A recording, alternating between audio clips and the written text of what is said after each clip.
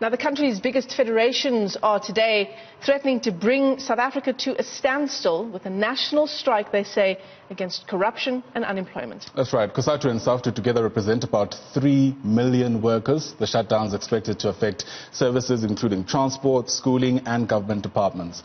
While Cosatu says their protest action will be only for today, SAFTU has unveiled what they're calling a program of action that will last until at least the end of November.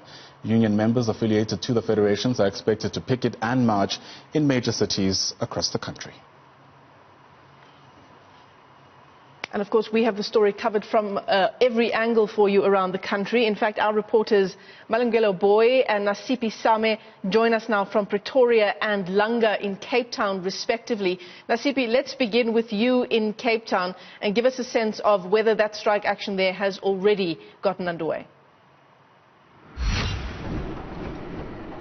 Well, Michelle, the strike action hasn't commenced in Cape Town. We do know that Langa, rather Bunga Avenue in Langa, is the assembling point where members of Cosatu and those affiliated to will be moving from here all the way to Civic Centre, where we know will be the first stop for the group here in Cape Town, where they'll be handing over a memorandum of demands. And we do know that the current, rather what is on the table for Cosatu is that they are, asking government to come to the table and address issues of inequality, unemployment, corruption and gender-based violence. But I am joined by the provincial secretary here from Cosatu, who's going to be talking to us about the demands in their memorandums that will be submitted to the provincial parliament, national and also local government. Good morning to the viewers. Cosatu today, we are here today basically to express our disappointment in how government is dealing with a couple of issues.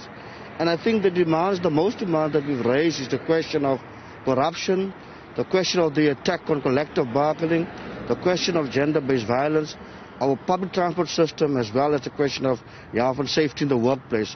At Cosatu, we are saying we are unhappy, we are angry, and workers gave us a mandate to say let's take on government so that they can come to the party to show us that they're really serious about the question of corruption. What demands do you have for local government? In terms of local government, what we're talking about is especially the question of the public transport system in our province, the question of the high water tariffs. Those are some of the issues that we want local government to come to the party with.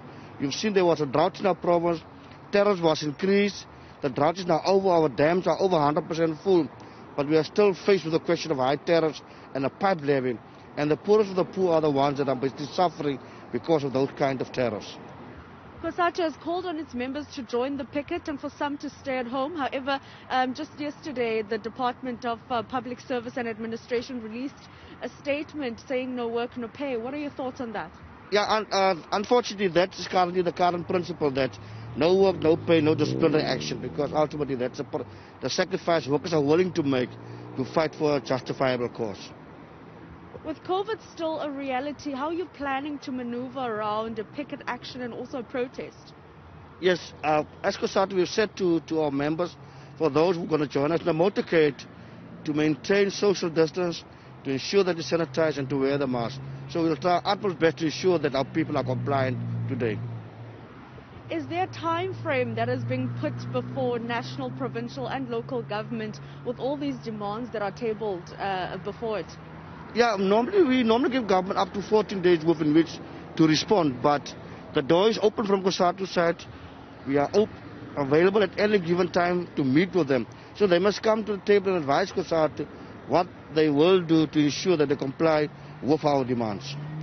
Thank you so much. That is Malvern De Bruyn, who's the provincial secretary of Cosatu, just talking to us about the array of concerns as Cosatu has, highlighting some of the issues that they'll be tabling before local government, who is the city of Cape Town, asking them to address issues of public transport, including the high water tariffs.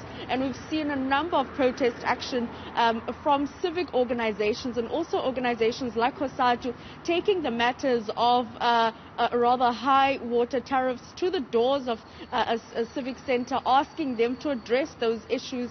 And we do know that there has been a number of challenges in the Western Cape, or in the city of Cape Town to be specific, on transport issues where we have seen the My City bus not operating in one of the biggest corridors for a number of months.